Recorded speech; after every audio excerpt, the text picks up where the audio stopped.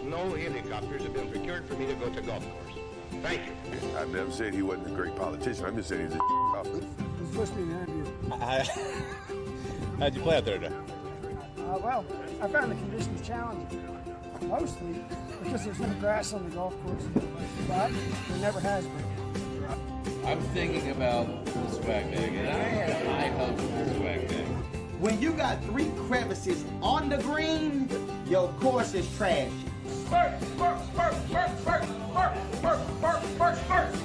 What is happening, folks? Welcome back to the Beltway Golfer Podcast. This is episode 74. I'm your host, Alex Dixon. On today's show, we've got longtime Langley High School golf coach, Al Berg. Coach Berg is retiring after this season after 27 seasons leading the Langley golf team here in McLean, Virginia. And he is on a current run of 7 straight Virginia State Class 6 golf championships. So Coach Berg will be retiring after next week's state tournament, where his team is vying for an 8th consecutive state championship, which is a remarkable run. Coach Berg has a lot of personality. He's got a lot of stories. Spent some time with him during his district tournament and rode around with him and saw kind of how he coached. And we sat down and got to hear kind of about his journey as the coach.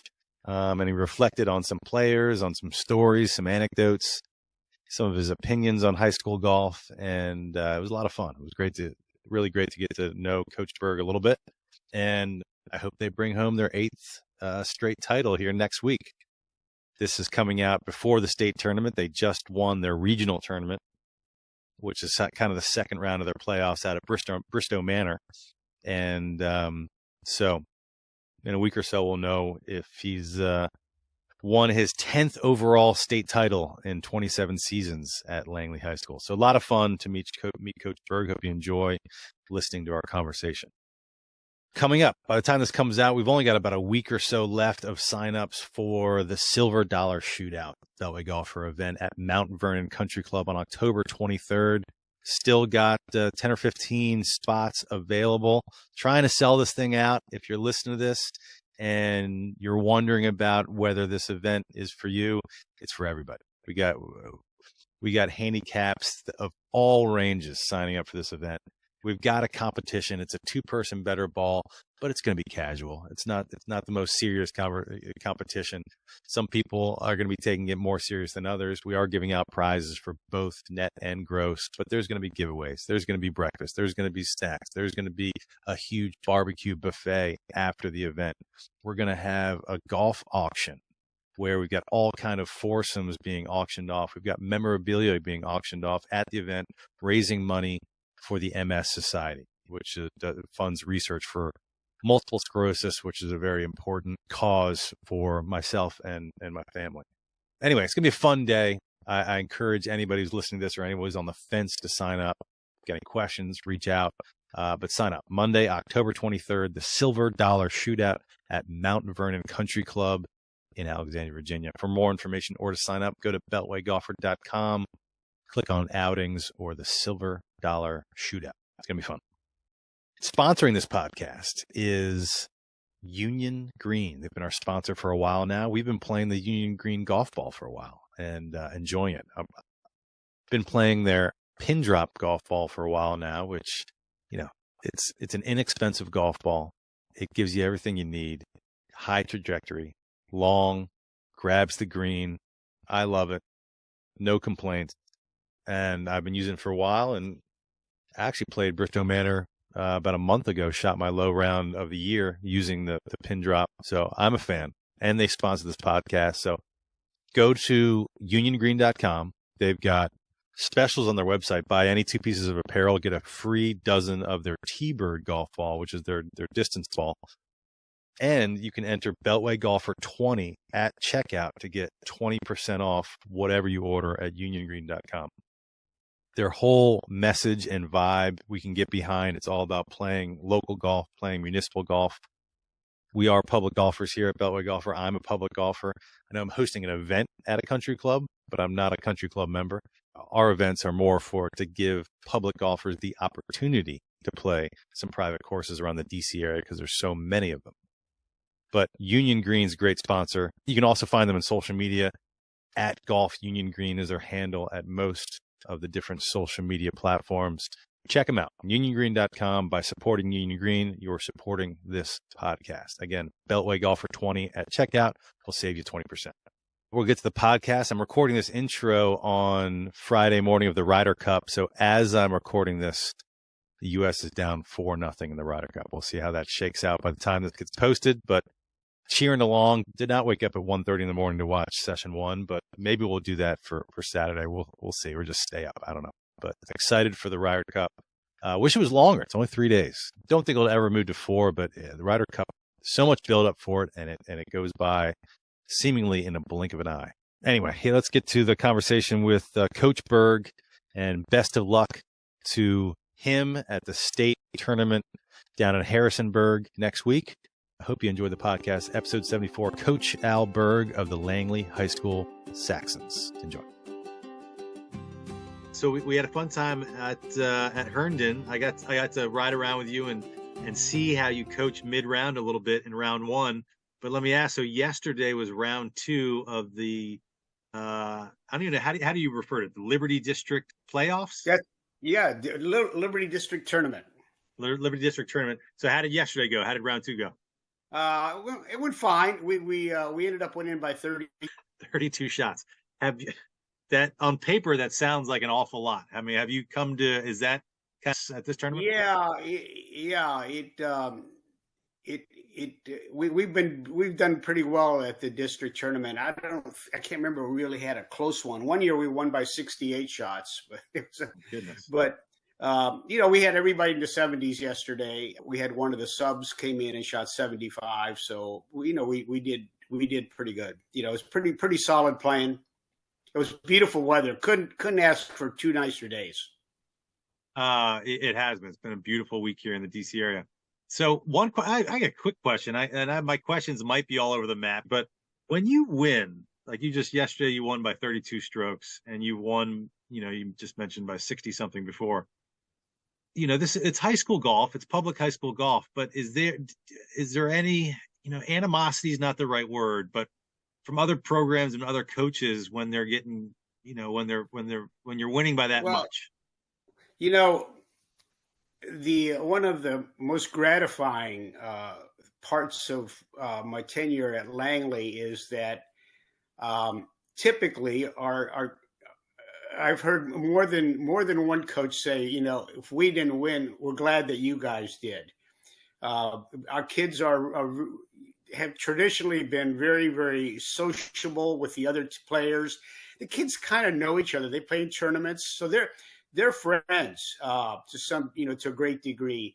And the coaches, every single one of them this year and in past years, there's a real camaraderie there. And they know, we do have an advantage in the sense that our community, golf is not particularly cheap, and so, we have kids that are able to, to get lessons and go to tournaments, and a lot of them belong to a club, which is a big advantage. So, but I think that probably the teams or the coaches that don't have any contact with us might have those feelings. But once the teams in the area and the coaches in the area, they've been fine. Yeah. And a lot of these guys, I saw some of that firsthand. I saw you chatting it up with the Yorktown coach.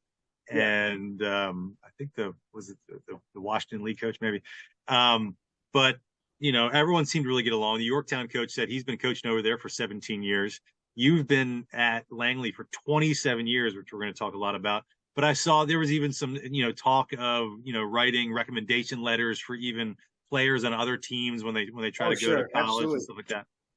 I've always done that. And I think, I found that it seems to help when you get a coach that is not their coach writing a letter. It seems to carry a little bit more. It's a little bit more objective, I guess, in terms of the recipient. So yeah, I've done that many times. So 27 years. That's a long time to be a It coach. And this is your last year doing it. But so that means your first year coaching at Langley was 96. and were you a teacher for some time at the school? I was the teacher at Cooper Middle School, which feeds into Langley, which in a way was kind of a nice advantage to have because I was able to kind of get a feel for some kids that were in the 7th and 8th grade that were potential golfers. So I'd start working on them. So how did you end up being the high school golf coach if you were a teacher at the middle school? Well, I ended up actually played a round of golf. I had a friend who, a fellow teacher at Cooper, who was good friends with the baseball golf coach at Langley, and we ended up playing a round of golf. And I played pretty well. Won a few quarters off of him, the coach at Langley, and he was.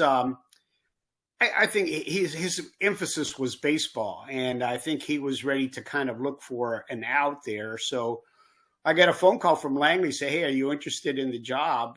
You've been recommended by the baseball coach." And I had no idea what I was getting myself into. So I, went over there. He says, "I love golf, been play golf all my life, I'll be glad to do it." Interesting. So you didn't have any experience coaching at that time? No, I've had some sports experience in kind of coaching. I think I'm the only recipient of the intramural athlete of the year at George Mason University. They actually gave me it's a plaque on the wall. But I didn't just play. I kind of ran the teams that I was on. So okay. I played industrial league softball, and I was the player manager for the softball team. And I really, I really got into the idea of trying to maximize what you have. So we won 3 straight industrial league championships in the softball league, and I just really enjoyed being able to get the most out of a team.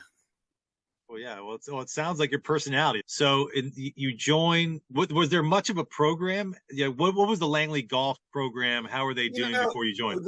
They'd had some success. They'd had some success in the mid '80s.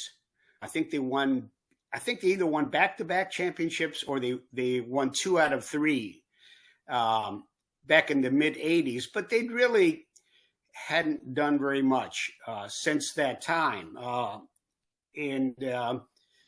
So I always, even when I started looking back now, I realized that there was talent there. I just don't know if there were expectations. I ran into one of my old players from the first year, and he said, "Coach, we weren't very good back then." I said, "I disagree with you. I think we were good. We just didn't know it, and we played like we didn't know it, and I didn't know it either." But I think looking back, knowing what I know now, I think I could have gotten those couple early years to do a little bit better because we had some talent. But we started winning pretty quickly. I only had 1 losing season. That was my first season. That was it. And you got good quick because your first state championship was, do I have it right, 2001. You were wearing that state championship hat the other day. Yeah. So that only took you a few years. So what do you remember? Like, was it your recruiting, or what do you think got them that good? That quick? I tell you what, I had some really motivated kids. I have to say, I had one young fellow who was a real key for us winning states. And in his sophomore year, he was probably one of the last players on the team. And he came up to me and said, "Coach, what do I need to do to start next year?" And I gave him a few tips, a few things that he needed to work on. Well, this is all on him. He went from being one of the last players on my team to Washington Post All-Met in 1 year. In 1 year. Do you remember? Chris Fenimore. Do you remember how he did that? Like, how did he pull that off? He was, he had, a lot of kids have physical ability, but being able to understand what you need to do to get really good, it's not all the kids get it. And it's not a matter of, not being lazy or anything like that. It's just hard to appreciate how much those top players devote to the game. I tell the kids the most important part of our season is what they do after October and before I see them in August. During that time, that's the longest stretch. I don't have any contact with them really during that whole stretch. So they've got to motivate themselves. And unlike a lot of other sports, especially nowadays, when you have year-round sports, on Saturday or Sunday, you're sitting there on the sofa watching football games, and you're not going to get a practice from your AAU basketball team. You got to get yourself off the sofa. You got to go out there and practice. I remember I played a round of golf at Pleasant Valley, I think it was. This is a number of years ago, and there was this young gal in the sand hitting sand shots in the practice area. Played 18 holes, and she was still in there hitting the sand shots. This is 4 hours later. It was Jenny Sue, who played a few, had some experience on the LPGA tour, had great college career, and she won the state championship. But that was a real eye opener in terms of how much dedication a player had. I've had a number of players who I can't tell you how hard they worked on their game. And this is on them. I think they enjoyed being on the championship and winning championships. And but I think also just the self-motivation, because in golf you really have to do that. The only time you're a member of a team is when you're playing for me. Otherwise, it's all individual. But to your point, and that season with you is only a few months long, and there's not 2 months, really, 2 months. 2 months, yeah. Interesting. 2 months. So that anecdote about Jenny Sue, now Jenny Sue Thompson, she was actually on this podcast last year before she competed in the KPMG Championship at Congressional. Great kid, great young lady.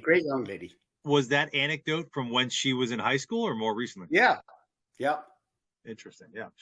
4 hours in a bunker. That's how you become good. That's one way anyway. So you just mentioned your player that went from last on your team to all Met in 1 year. I started pulling up. Washington Post has some of their historical all Mets. I didn't go all the way back, but I just started clicking on some of the more recent years, and it seems like there's a member of Langley on the all Met team just about every year. Do you keep track of that sort of thing? Like, how many players of yours, ballpark, do you think have made all Met? Well, we've had a number of players, but the one, this has happened 2 or 3 times, where the Washington Post would call me up and say, pick one of your, we got 2 or 3 players in contention, pick one. And I said, I cannot do that. I'm not gonna do that. I can't. So actually, 1 year I was able to get 2 players. I've had a number of years where I had 2 players on the All Met team, which is unusual because, and I totally get this. They like to spread it out. They don't want to. It's not a big team. Usually they have anywhere from 6 to 8 on the first team All Met. So they kind of shy away from picking 2 from the same school. But some years I said, look, we've had 2 great players here, and they played lights out golf all year. I remember Eli and Kelly Chin both made All Met together. That was just a few years ago. So yeah. Kelly Chin, who's playing at Duke, and Correct. Eli Thrasher, who actually who played at Dartmouth. But he's a kid that it was funny. He's been a follower of Beltway Golfer because I actually played a round of golf with Eli. I think it was before he was in high school. I randomly got paired up with him and his dad. He might have just been starting out at Langley, or maybe he was in middle school, but it was on the East Potomac White Course. This was years ago, and I was just starting. I was just starting the Beltway Golfer, and I told him about it. He's followed ever since, and so he actually reached out to me a couple weeks ago, and so he sent me over a couple of anecdotes, and I didn't even realize that he was first team All Met. Yeah, he was. The really special thing about Eli, if I had to pick one thing, it was that in terms of the golf, is that he most golfers, unless you're at the really elite level, most golfers, if they get a really good round going, they will talk themselves out of it. There's a little voice inside you. You're not really this good, and you screw up coming in. You're 2 under par after 12 holes, and you end up shooting a 78. But Eli, when he got low, he just kept going lower. My favorite Eli story was we were playing in the regional tournament, and Eli shot 69 the first day. And our big nemesis was Chantilly. And I remember before we teed off on the next round, I remember the Chantilly coach saying to his team, I overheard him saying, he said, "Hey, we still got these guys. There's no way Eli's going to shoot another 69 today." He didn't. He shot 64. Did you maybe just said? Do you remember what course that was? Yeah, that was. It was out near Battlefield. What's the course out there? Bull Run? No, not Bull Run. It's Evergreen. Oh, gosh, huh? Dominion Evergreen? Valley. Dominion Valley. Okay, Yep. Dominion Valley. And he had another round in the mid 60s out at Fawn Lake. That crew that year with Eli and Matthew Feinstein and Nikita, they were just a fun bunch. They were really fun. And so you had a couple players. We already mentioned Kelly Chin at Duke. You also have a couple players playing in college right now. At least I'm sure you've got more than probably. Chase Nevins has started at Vanderbilt, and Vanderbilt's really loaded. They got a really, really good team. I got Pierce Hawkinson, who actually came out to watch us yesterday. Pierce is over at George Mason, along with Nikita. So I got two players at George Mason. And let's see who else is playing. And their coach George Mason just won the Mid Atlantic PGA Sectional Championship just yesterday. He's a good player. He's a good player, and he's really motivated to have a good to get that program going. So, yeah, it's nice to see that. Do you develop a relationship with their coaches at that next level? I still mostly with the players, like Brandon Berry. I was talked to him recently. I talked to Brandon fairly frequently. He's trying out for the tour. And he's right now he's undergoing that Monday qualifying, which he shoots 7 under par and he doesn't get in, so it's pretty cutthroat. But he's an excellent player. I think he finished second or third in the Virginia Open last year. This past year, he's a really, really good player. But the George Mason coach for sure. But a lot of these college coaches, they change. There's a lot of turnover with them, and. The one thing I find, because the parents, a lot of the coaches and or the parents and the kids want to know about the college. And I said, look, it's really each program is so different in college. Some schools have a 15-man team. Other schools, they narrow it down to 6 or 7. And you have to find out who's, how many seniors a school's got that are leaving, and that. So it can really, the accessibility to get into a college on a college team can vary so much from year to year, because the team is so small compared to like football. I wasn't the big time golfer by any stretch in high school, so I certainly wasn't recruited. I only played 1 year of high school golf myself, but I was in that world a little bit in basketball. But I'm curious, when the college recruiting with when do coaches start reaching out to you about players? Like at what stage in their career? Well, I think there's kind of two categories. One is the Kelly Chin and the Chase Nevins, where they've played AJGA tournaments and actually won some AJG events, which are national things. So they're recruited. The coaches are after them. But the one thing that I find is a little frustrating is that you have a lot of kids in golf who are late bloomers, and I think sometimes the colleges miss out on them because they don't have a huge resume. A lot of times they played another sport for most of their career. And then they shift over to golf, and they go from being basically a recreational golfer to shooting in the mid 70s, and they got an immense potential. And in the right program, the kid could end up being, a lot of people ask me about who was the best player I ever coached, and of course, Kelly and Chase and those guys are right up there. But there was another one, and for a long time, when they asked me who was the best player I ever coached, my answer was, "Well, you mean eventually or when I had him?" And the reason is because I had a player back early on. It was first year's coaching, and he was a basketball player and played golf and had a decent stroke, but he never broke 40 in a single match. He typically hit 7 greens and 3-putt a couple greens. And in his senior year, his uncle calls me up and tells me that he's thinking of not going to college, that he wants to become a professional golfer. And he asked me what I thought. And I said, well, I'm going to give you my honest opinion. He's really got a solid swing. If he devotes everything into it, I can tell you that he can get to scratch, but scratch doesn't get you anything in terms of pro level. Beyond that, it's all guesswork. You never know. So anyways, the kid doesn't go to college. Within 2 years, he's breaking course records. Wow. He actually was on the mini tour for a while. Couldn't quite make it into the big show. Regained his amateur status. Won the Texas Amateur. Was one of the top amateurs in the country. And after he turned pro, when he realized he wasn't going to make the big show, he regained his amateur status. I think it takes a year or two. So he was a very, very good player. And I kept in contact with him. And then surprisingly, he moved here to Richmond and joined Kinloch. I don't know if you're familiar with Kinloch, but Sure. It's a pretty exclusive club. And really, probably the most prestigious club in the area. First 2 years up there, he wins the club championship. No problem at all. And unfortunately, he had a serious illness and passed away at a very young age. Oh wow! But he became a great player, and there was nothing in his high school career that would have indicated that.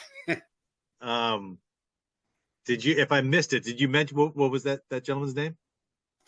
Mike Minicucci. Mike Minicucci. Yeah. So I understand you also have so it sounds like Mike was also a basketball player and played multiple sports. A hot topic in youth sports over the last 5-10 years is all this specialization and you mentioned earlier playing one sport year round, but I understand that you have some strong opinions on that. Well, I've always had players who played other sports.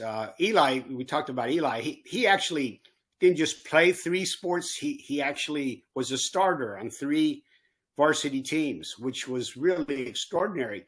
One of the things that I think makes it more difficult at Langley is these kids they take pretty demanding academic schedules. A lot of them take 3 or 4 AP classes. So it is kind of hard to spread out. You really have to be very disciplined to be able to do that. But it seems like the whole country is turning to much more specialization. They're starting really, really young. When I was a kid, you played all the sports. You might not have played at the varsity level, but you played all the sports. These kids are to be able, they're competing against kids who are playing all year round. And but at the same time, I point out, this is one of the things I point out to the kids when they're looking at a college is how many great players came from states that they weren't Florida or California. There's a lot of players who came from some pretty states where you had a relatively short golf season and you didn't have any season at all in the winter. Jack Nicklaus was from Ohio.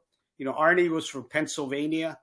Those aren't exactly places where you're going to be basking in the sun there in February. Right. I think I got a good example right now. I had a young lady on the team, Catherine, who finished second in the district tournament, and she really focused on crew a lot for 2 years. She was always a good player, always a good golfer, but came out her senior year and she really decided that she wanted to focus on golf and possibly play golf in college. And she's 20 yards longer and she wasn't short. She was not short off the tee before. She's 20 yards longer now. And I think it's, doing crew had really, her core is so much stronger. Sure. And she just, she hits the ball a country mile. I think it's great for the kids to play more than one sport. And I think it's that crew that we had with Eli, and those guys all played. If they didn't play varsity basketball, they all played recreation basketball. They always, they were playing other sports too. And I think that's I hate to see the kid. A lot of kids get burned out. They start so early and they play, they play so much, and at some point they just kind of like. I think it burns them out a little bit, and I think having a little break in the season there gives them a chance to recharge your energy. One of the things I stress to them, though, and this is important, our season's over in early October. When spring comes, especially we're talking about late spring, like April or May, you don't want to spend 2 months trying to get back to where you were in October. You're going to be able to pick up and keep improving. Yeah. So, a little, just an hour and a half per week where you're working on some aspect of your game so that when you come back in the spring, you're kind of picking up where you left off rather than having to make up for some lost time, Yeah. And I think the kids take that to heart, I can imagine. I can also say, your point about even like Eli playing 3 sports, starting in all 3, and he was an all-Met, but your earlier and a brilliant student. A brilliant student going to Dartmouth, yeah. But your earlier point about, how some people talk themselves out of a good round, and he had that mentality of just going low. A lot of that I think you get when you play other sports, because there's things you can, if you're playing basketball or football or baseball or whatever you're playing beyond golf or beyond whatever sport that you want to specialize in or what you want to focus in, there's so many things you can take, whether it's physically or mentally, from other sports that are so different than that one that you can apply. Absolutely. I totally agree with you. So another thing that makes so 27 years, and we didn't do the recap. So you won the championship in 2001, but right now you're on a run of 7 straight Virginia Class 6 state championships. But at some point here, you moved to Richmond. When did that happen? Yeah, that was 2010. I retired from teaching. And my daughter lives down here in Richmond, and Northern Virginia is pretty hectic up there, and so and my mom was down here too, so down here in Richmond. So we had a really good team coming back, and I said, I really think this team could win the state championship, and I'll be darned if I'm going to miss that. So let's see how commuting this 1 year is going to work, and I did, and we did win the state championship. And then I said, I guess I can do this, for a while. Let's, so my sister and her husband live up in Northern Virginia. And I have a really good friend in Reston, who used to be my neighbor when I lived in Reston. So he and his wife are been incredibly accommodating. So I'll come up, and crash in their house or crash with my sister but I will say this: 95 has gotten worse. It's even worse. So the last couple of trips have been 3 hours. 3 hours. It's torture. I'll be honest with you. If I still lived in Northern Virginia, I think they'd have to carry me out on a stretcher. I wouldn't quit. But the 3 hours on 95 is just unbearable. Yeah. And you had mentioned to me when we were chatting that, you kept telling yourself, when you see the construction on 95, that as soon as this is done, this traffic's going to go away, and it just never seems the construction's always there. So how do you estimate, so if the season is, 2.5 months long, how many times are you making that trip? Oh my gosh, I don't know. But, I make sure that I let people know that I don't go back and forth every day. I'll come up for, and I will say this, that I found interesting is, especially with the kids who are starting or competing for starting spots, is the number of practices that I have. It's not as important as them understanding what they need to do. And I'll kind of map out each kid, their needs are very different, but one of the universals is most kids have really mediocre short games compared to how they hit the ball. And I just hammer into them how if if they won the 70s, is by having a decent short game. Plus the fact you can hit the ball. I mean, I got kids who can hit the ball 300 yards, but they have a mediocre short game. Now, I am very understanding of the fact that most of us play the game, got the kick out of golf because when we started playing golf and we caught one with a driver, we actually hit the ball further than Babe Ruth ever hit a baseball. That's a thrill to see that ball just go out there into the horizon. That's what the kick is in golf. It's not chipping and putting, but it's a reality thing. Look, if you want to get good, you gotta be able to save par when you miss the green. I was with the Washington Post writer yesterday. We were behind this par 3 that's uphill, and of course, all the kids are short because they're all one of the things that I think in a way has kind of hurt the kids a little bit is the rangefinder. I think rangefinders are very useful, but the kids get they're so into the technology now and everything, and they get obsessed over the number, not really considering how many other factors are involved and in what club you use or how far the shot really is. So they'll get a number to the flag, but the green you can't use slope on your rangefinder. Right. So they don't realize. It seems like they don't realize that if the green's on a rise, you're going to have to use more club. They just go by the number on the rangefinder. The other one that kills me, and I got on one of my kids yesterday. He's 40 yards away from the green, and he's got his rangefinder out, and he's looking through his rangefinder, and he's 40 yards from the pin, Yeah. and of course he hits it over the green. Because his rangefinder told him how much was to the pin. Well, the pin's in the back. So I called him over and I said, Shaki, it was the kid's name. And I said, what did your rangefinder tell you?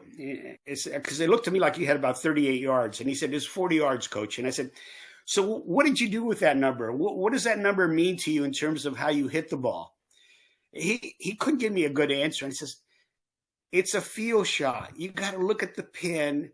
There's trouble behind. You got plenty of green in front. You got to think about all these things. Forget that rangefinder from 40 yards.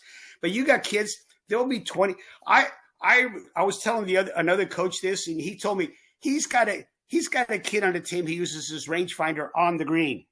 What? That's crazy. Yeah. I said, come on. And I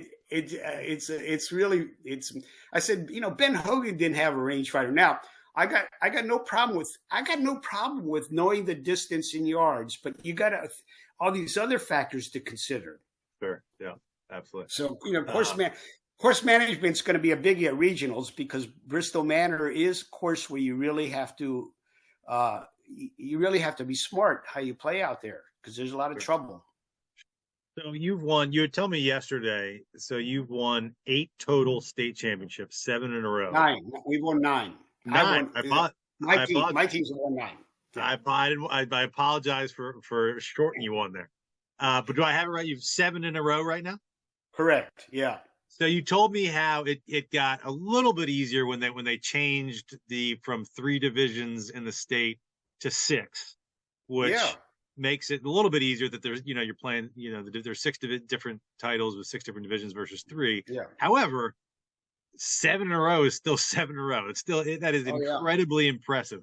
A couple questions. One, just to give people that might be listening to this some perspective, do you have a ballpark? Like how many Class 6 schools in golf are there around the state? I mean, are we talking about 20? Are we talking about 100? Oh no, I'd say probably between 50 and 100. Okay. So again, 7 championship in a row. This is your last season. We're pulling for number 8 here in a row, 10 overall. So what's your secret? I bet some people listening might listen and say, well, Langley's in an area, it's an affluent area. You get some kids that probably play golf, might belong to clubs. But quite frankly, there's probably a lot of other Class 6 schools that are similar. So what's your secret? Well, one of the things when I look at the talent of this year's team compared to like the first year when I coached, we had a losing record, and I don't see a huge difference in the talent. But what I do see is a very, very different attitude or expectations, and it seems to have an effect. And I don't know how you would analyze this psychologically, but we're not overconfident, but we're confident in the sense that our play is. I think the kids are used to pressure. They most of them have. The nice thing about high school golf is, you got seniors who have been there for 3 or 4 years, and you got the young guys, and they see how the seniors are, so it kind of feeds on itself. And now I will say this, in terms of, obviously, it's been a fantastic experience, but I get, in terms of gratification, my gratification comes from a team fulfilling its potential. And one of my favorite teams of all time, in terms of that, was we never went to states. I had a team of that was led by 4 seniors, none of whom ever shot in the 70s when they came, when they were 9th grade. I think 2 of them were basically beginner golfers, and they all became very good golfers. And I'm really good at handicapping our team in terms of the rest of the field. And if somebody had told me at the beginning of the season what would be the absolute best you could hope for from this team, I said, I think if we finish 3rd in the region, that would be the most I could hope for. And that's where they finished, 3rd in the region. We never went to states that year, but that team, they all shot in the 70s at the regional tournament and at the district tournament. It was just very, very gratifying. And 3 of them went on to play college golf. So, that was just a really fun year. That's it. So, but there's a psychology to your expectations, it is absolutely true. And the kids are, I really see the kids as being pretty calm, considering how much pressure golf is. They have a certain calmness about them that I think, if it was like, oh, this is the first year they made it to states, it was like, So I remember the first year that we've got on this streak, we were in 4th place at the regional tournament after the first day. 4th place. Yeah. Only the top 2 teams go. I didn't give them any kind of a rousing talk, but I told them, I says, guys, this is your season right here, and you're perfectly capable of getting into that top 2. And they played lights out. We didn't quite win regionals, but we got to 2nd place. We went down to states and won states by 25 shots. But there must also be and you mentioned this to me when we were driving around yesterday or on Tuesday, like Duke basketball or Alabama football, when you start to build that program and there's expectations, and those are colleges where it's really just recruiting and people committing because they want to be part of a winning program. But you're a public high school, and so you mentioned there's even been 1 or 2 cases where people tried to move into your district just to be a part of the program because you have this kind of winning. It happens. I went to Annandale High School back in the turn of the century, the last century, not this one. And I remember Annandale High School was where if you were a military family and you had a kid who played football, you moved into Annandale's area. And Annandale, they had a 4-year run at Annandale without losing a single football game. And it was all, the transient military families moving in. So we'll get a family moving in that has looked ahead. Kid's a good golfer, and they say, okay, where do they seem to have some success here? And it actually, it seems there's a factor there. It's not quite as transient as it used to be, but it's still, Great Falls is it's not something. It's a big move to Great Falls from most other places. I'd love for you to share. You had a couple funny anecdotes. I got the opportunity again driving around with you around one of the districts at Herndon to kind of see a little bit of your style of how you coach mid-tournament or mid-round. And there was a couple interesting things, including one, you said how you never ask their score. So a lot of times, and there's not scoreboards everywhere. This isn't the PGA. So a lot of times you have no idea really how your team is doing until they turn the scorecards in. Well, it's true. In fact, if I remember when we had our end of the year banquet when we won states in 2000, maybe it was the year before that. But one of the things that the team gave me was a caricature of me hiding behind a tree, peeking around, because I didn't want them to be worried about me looking at them. But going back to the thing I was talking about, Eli, if a kid's got a good round going, I mean, they get, I told them that my ideal for you is if I drive up in my cart and I see you walking down the fairway, I don't want to be able to tell whether you're 3 under par or 5 over par by your body language. Because your body language should be exactly. I remember John Wooden, the great basketball coach of UCLA. He that was one of the things he stressed was, don't get really high or really low. Your focus is on your next shot. And when you're in team golf, you never, ever know whether your score is going to be one that counts or not. Sure.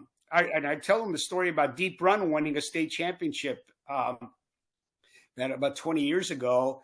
And on the second day, it was windy and cold, and Deep Run did not have a kid break 80, and they won the state championship.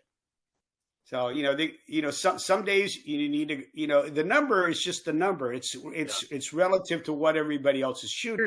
I was talking to Pierce yesterday, who's at George Mason, and they play one of their tryout rounds to see who's going to play in the tournament at Creighton Farms. And he was telling me how hard that course is. And he said, nobody breaks 75 on that course. Nobody shoots better than 75 on that course. It's just so hard.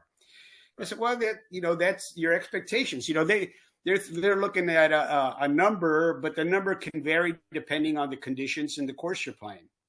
You told me an interesting anecdote about, and this kind of goes to your point of, coaching golf is so much different than basketball or football or baseball, where there's so much in-game coaching and yelling at your players and timeouts and everything like that.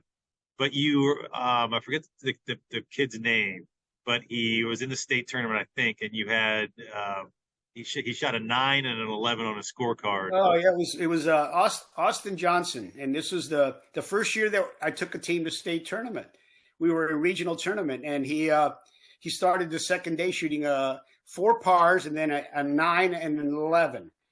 And I said, okay, he's obviously not going to be one of the 4 scores that we count. And so I gave him a little pep talk about, playing like a gentleman out there and not, falling apart. And the great thing about it was that Austin was a fiery kid. He was a kid who was, played really, really hard and took things hard. And for him to keep his composure, I thought was pretty doggone impressive. Anyways, I left him alone the rest of the round because I figured he's not going to count.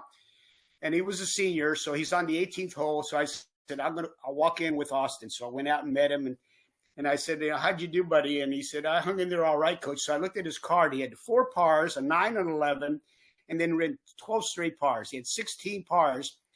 He shot an 83, and we counted his score as the 4th score and went to states by 1 shot. I mean, that's incredible. That was. I said, I told Austin, I said, Austin, every team that I coach from now on is going to get tired of hearing this story. Eli actually sent me on text message. He sent me one that you should bring up. So I don't know the backstory in this whatsoever, but he said, ask him about John Chen shooting 119, and then what he did the following day. So John was a great kid, went to UVA, very smart kid. He could hit a golf ball. So we're at a tournament in August, and John comes over to me and says, Coach, I cannot hit the ball. I cannot hit the ball. Could you put somebody in for me? I said, John, does this look like a basketball game? I don't have a bench over here. You're in. He said, just hang in there and do your best. Well, he wasn't lying. He couldn't hit a golf ball to save his life. He shot 119. I don't know how he didn't run out of golf balls. So a week later, he shoots.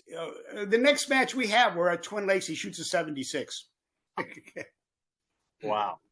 It's been a 43 shot improvement. I mean, now the 119 was an anomaly.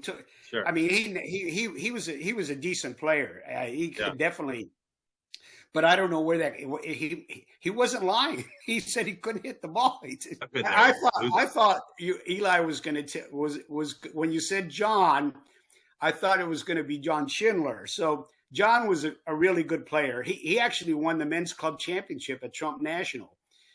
But John was very, a pretty intense golfer. And we're at a tournament at Independence, and Eli, and I can't remember who else it was, Eli and one of the, maybe it was Kenny Littman, but they're over there kind of giving him, they're kind of razzing him or a little, or they're giving him a hard time. And I call Eli over and says, Eli, you do understand this is a team sport and that his score is going to count for us? And Eli, as smart as Eli was, it kind of dawned on him that maybe he shouldn't be messing with John. It's like, yeah, you're right, Coach. He's on our team. Yeah, it was funny. That was funny. That's funny. All right, I got one more. He said to bring up, and again, I don't know. I have no idea what this means, but he said Brandon Barry eating Johnny Rockets hamburger at the state championship. Okay, you know what that's referring to? The first year that we won in this streak that we are in right now. Okay. So we're in Richmond. We're playing at Magnolia, and Johnny Rockets has this hamburger place up the road there. So we played the first day, and we're up, and Brandon, who was our key player, he was our number one player, went to Johnny Rockets and had a cheeseburger with an egg on top. I swear I'd never seen a kid look so ill that night. And I told him, I said, thank goodness his mom was there, because if his mom had not been there, I wouldn't have let him play. I would have taken him to the emergency room. But she said, it's just a stomach thing, Coach. He's good to go. I said, okay. That kid was so sick, and he shot a decent round for us, but he couldn't even take water in. I'd never seen him. I never seen anybody who was so ill be able to play as well as he did. And like I said, thank goodness his mom was there, because if his mom hadn't been there, I would have not let him play. And you guys ended up winning. You said that was your first year run. We won, yeah. Another thing I kind of noticed that was interesting about your current team is you got a lot of ladies on your team and in your top six. Yeah, that's been a change the last couple of years for us. We've always had some real good young lady golfers. We had Bridget Baker won had a really great career for us, and I still remember one of the best finishes ever in high school golf. So Bridget was in the girls' state championship. I think she was in 10th place after the first day, came back, got into a playoff. Her last shot in high school was a 20-foot birdie putt on a playoff hole to win the girls' state championship. Oh, wow. And that was as good an ending as you could have for a career. Oh my God! So Bridget was a real. But anyways, yeah, I've always had a good girl here or there. But the last couple of years, I've had really a good part of our team has been the contributions of the girls. Alina won state championship last year. She birdied 3 out of the last 4 holes, shot 60, and really was so instrumental in us winning the state championship last year. And she's back on your team this year. At districts, she won her individual yesterday, and Catherine finished second. So the top 2 finishes in the tournament were 2 of our girls. And is Alina the one you said is going on to play at North Carolina? Alina's going to Virginia Tech. Virginia Tech. Yeah. Okay. So this is your last year. Obviously, you got a few more weeks here of trying to get one more in the trophy case. Are you gonna miss it? Oh, I'll miss it a ton. Like I said, it's just yeah. I still feel I still I'm enthusiastic as I was the first year. I love doing it. The kids are great. 95 is worse. And you know, the girls golf coach, the club, we have a club team for the girls who aren't quite good enough to make it on the co-ed team. Yeah. He's an excellent golfer and very, very motivated. And, you know, to be honest with you, it's hard to find people that schedule wise can take the job. Sure. So I didn't want to take a chance on losing the opportunity for them to have a good replacement for me.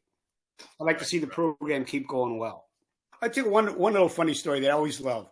Please. So we're at Riverbend, and there had been some rain, and we played the match. And the next day we had another match at Riverbend. So I had my captain out there on the first tee with their captain and all the players. And I turned to John, who was John Young, who was my captain. And I said, John, you played yesterday. I know the fairways are a little soft. Should we play lift, clean, and place? And John says, I don't know, Coach. I said, John, it's not a complicated question here. You played yesterday. I don't know, Coach. I said, John. And he says, Coach, I never hit a fairway. I don't know what they're like. I started laughing so hard. All right, John, you got me there. And Riverbend, I mean, that's one of your home courses, right? Yes, it is. Riverbend's been really good to us. The members there. Well, actually, I think out of the last 5 club champions, 4 of them have been our boys who have gone on to become members there. So is that right? we have real close ties with Riverbend, and some of our best players have been members from Riverbend. So it's a great golf course and a great and like I said, the members there have been fantastic. You know, I had one yesterday. This is another one of my pet peeves. The kids are on the fringe of the green. I mean, they're on the fringe, and they'll take a 60-degree wedge to hit that shot. So I had a kid do that yesterday. So I called him over and I said, what did you use there? And he said, a 60. I know that was wrong, Coach. And I said, well, why did you do it then? He was like, why? So he says, and this is so typical of these kids. They don't hit a bump and run. They flop the ball even from little short distances. And it's one thing that real pet peeve, because I know when they get to college, that's not going to fly at all. Excuse me. Another kid who went to the University of Michigan, very smart kid. Michigan or Michigan State, I can't remember which one it was. A year later, he's at UVA. He said, this is a straight A student, brilliant student. So I said, what happened at Michigan State? Didn't you like the school? He says, oh, the school was great. I didn't realize it was so cold there. I said, having a little research. Anyways, no, I just the kids make me smile, and they're fun, and they work hard at, I think, is the most frustrating game that's ever been invented, and knowing how to deal with the frustration of golf is a big part of becoming successful. And you got to, and if you're not a little stubborn, you're going to quit because the game is so frustrating. And so, you know, it's a testament to their desire to be excellent at something. And considering the academic loads that these kids carry, I know it's so much more than I had in my day. So much more than I had in my day.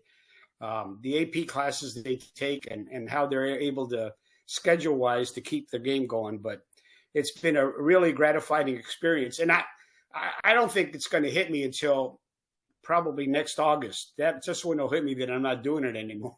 Right now, it's just the theory. It's theoretical. Yeah. Well, you're only a 2 to 3 hour drive up I-95 away from the team. You can always come visit. Oh no, I'll be around. I'll be around and watching them, especially the kids that are on the team and coming back. Do you have a relationship? I mean, 27 years. Do you have a lot of players coming back? Have you stayed in touch with a lot of your players? Oh yeah, for sure. I got players from the first year I coach who will email me after a state championship.